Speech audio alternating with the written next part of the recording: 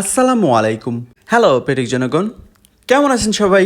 আজকের খাবারের তালিকায় একটা বিশেষ ধরনের শাক আছে, যেটার নাম হচ্ছে গিমা শাক।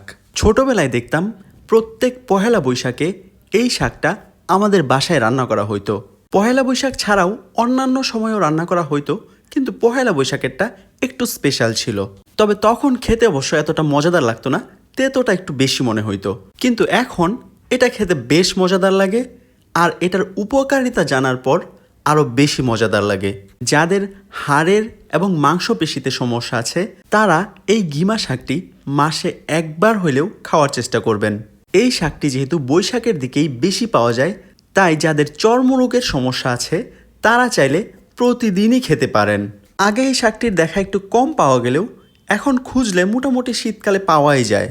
আর এই শাকটির আরও অনেক ধরনের উপকারিতা আছে, যেমন এই শাকটি শরীরের রক্ত প্রবাহ ঠিক রাখতে সাহায্য করে। তারপর আবার যাদের অ্যাজমা, ফুসফুসে আক্রান্ত রোগ আছে তাদের জন্য এই শাকটি অনেক উপকারী। তাই যারা যারা অতিরিক্ত তেতো হওয়ার কারণে এই শাকটিকে অ্যাভয়েড করে থাকেন তারা এখন থেকে একটু হইলেও খাওয়ার চেষ্টা করবেন।